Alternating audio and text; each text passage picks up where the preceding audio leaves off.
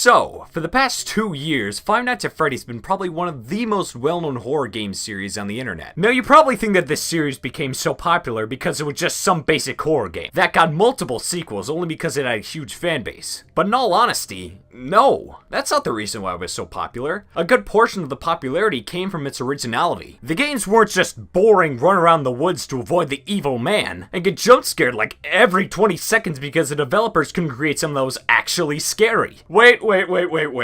Shit, I think I just described Blair Witch. Five Nights' gameplay was unique because you were using the security cameras as your only defense against the animatronics that were slowly making their way towards you. To put it in perspective, you were a sitting duck, and your only means of survival is to check up on everything with the cameras. It was a cool idea, but it also made you remember when you were a kid and you'd see those robots at Chuck E. Cheese and be like, Mom, no, Mom, no, stop, Mom, stop, no, I don't want to touch it, Mom, stop! And as the series went on, the creator, Scott Cawthon, managed to make each game fresh and unique by either changing the amount of robots coming for you, or how you even survive the nights. And you know, even though everyone's like, this freaking game has a community full of little babies who should all die, the games are still a lot of fun. Honestly, people can't ruin a game. Only the creators can. It's like how everybody hated Undertale for the same reason. Wait, Undertale was boring. Never mind. Now, after Five Nights 4, Scott said he was done with the series. But no, that was just a dirty lie. The date is January 2016, and Scott has an idea. He thinks this. He thinks, what if he takes the Five Nights characters, but makes an RPG with them? With this in mind, he created FNAF World. Now, there's actually some funny stuff about this game. It was available on Steam for like a few days before Scott took it down because he rushed it, I guess? It only takes him like 3 months to make these games, so it was kind of expected at some point. And after he did this, he later put it up for free with all sorts of new things. I'm gonna be honest, I didn't really waste my time with it. I bought the original version on Steam, and I thought it was okay. But Jesus Christ, it is the most self-deprecating game of all time. Its only reason for existence was to kill off the series, and it's so shocking and bizarre that it's actually kind of funny. Now, why am I bringing all this up? Well, because even though Scott said he was finished with the Five Nights series, he didn't say he wasn't gonna make a spin-off series that may or may not be tied in with the original games. I don't know. Anything he does will make people mad at him for some reason. We already know all this bullshit backstory. Hurry up with the video already. Alright, but it was important, young man. So early in October, Scott released Sister Location, which is set in an entirely different new area, with different characters, and everybody's just waiting for MatPat to make that new video just explaining everything. But you know, only to get those big views on a series he should be the one accused of milking instead of Scott. Anyways, everyone really seems to enjoy this game, so I decided to give it a try and had a lot of high hopes going into it, thinking it would live up to my expectations I had for it as a spin-off. And well, that's kind of why we're here today. Now, the first thing everyone needs to know is that this is a spin-off. So you know, it's not supposed to be like the main series, and I appreciate that. The game does a good job at distinguishing itself as something new. Things like the voice acting were a nice touch to sort of flesh out some of the characters in the game. And yeah, the old games had phone guy, but it's better to hear more people talking than just one. Like to learn how they think about the player. But it is better than text.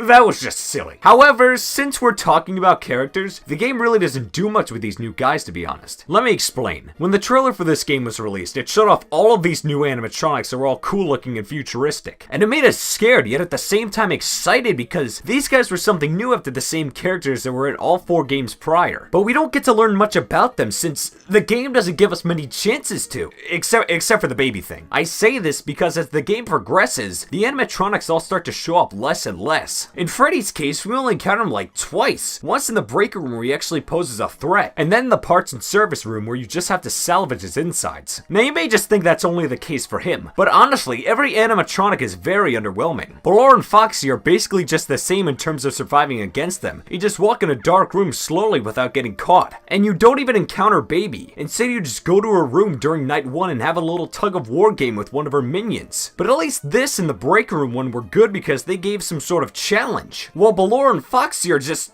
games of red light and green light. It's also a little manipulative because when you look at them through the monitors and see that they're not there, you think, oh god, They're coming for me! Because when you saw an empty stage in the old games, you knew something was coming for you. But here, nothing's coming for you because all the animatronics are being destroyed. So all of those new characters we saw in the trailer are gone before we even had a chance to see more of them. This isn't Game of Thrones where the new people we're rooting for just die later in the season. But Game of Thrones is stupid, so never mind. Now another problem that I have with this game is that it's too on rails. There are barely any moments where you're allowed to do something other than the objective. The originals were very straightforward too, and only gave you one way to complete the nights, and that was to sit and survive. But they made it up by having the animatronics move in a sort of different pattern, so things stayed fresh. And even though I appreciate Scott doing something new instead of just rehashing the whole watch the security cameras formula but with a twist, he should have given this game more freedom instead of it just being like, oh, there's something over here that you need to do, and you can't progress without doing it. And since it's so straightforward, it ruins a lot of replayability since you know everything that's gonna happen. Like I just said, the old games were fun because the animatronics would usually have different movements, and as the week goes on, it would be harder to predict what would happen. But when you beat them, you knew you could go back and have a somewhat different experience. With Sister Location, after you beat it, you're gonna have the same experience as you did the first time. Well, only if you don't go after the different ending.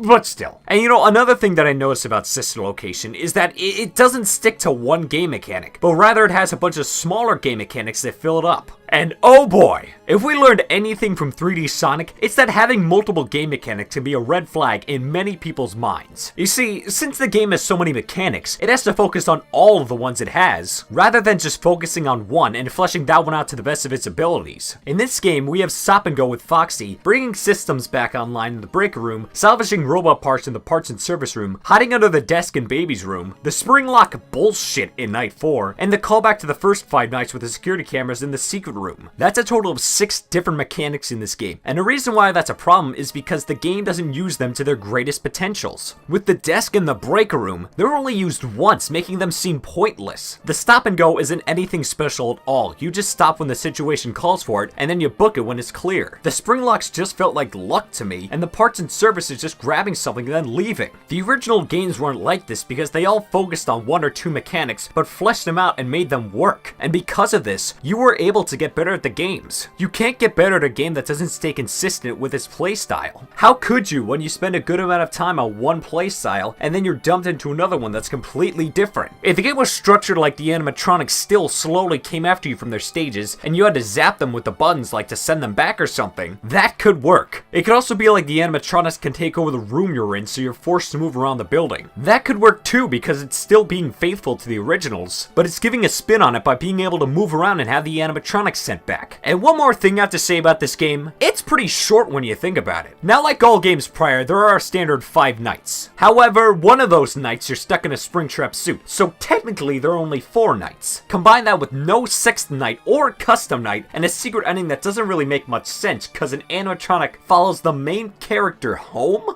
Okay, how does something that size follow you home and you don't even notice it or anything? I was actually surprised when I finished this game. I thought there would be more in store, because there's always something after the main game to give us more hints on the story or anything, but no. After you get the 3rd star, it's all over. So in conclusion, I don't hate Sister Location. I think it has a lot of potential as a spin-off. There are definitely things that worked here, like implementing voice acting and being able to move around. Those were things that some people actually wanted to see in the Five Nights games, and it's nice to see them finally implemented. But I feel like Scott should have taken more time to figure out what he wanted to do with this game. It's kind of funny to see the irony here. He created a Five Nights game like every 3 months, and they were very well made. And he finally takes his time with this game, and it has more problems that I'm honestly surprised more people haven't pointed out yet. Like, there are people that'll just hate on Five Nights because of its popularity or because the community is bad. Which, you know, is also the reason why Undertale gets hate too. And you know, I will admit, I was one of those people in the past for both of these games. Just telling you this so I don't get called out for being a hypocrite. But to me, when there's an actual problem with these games, people don't try and find them until someone else does. Anyways, that's gonna wrap it up for this episode of Overtime. I may make more of these in the future. I may not. But probably either just to point out flaws in a game, or just to attack other people I don't like. Also, I'll see you later, and happy Halloween. I have hiccups.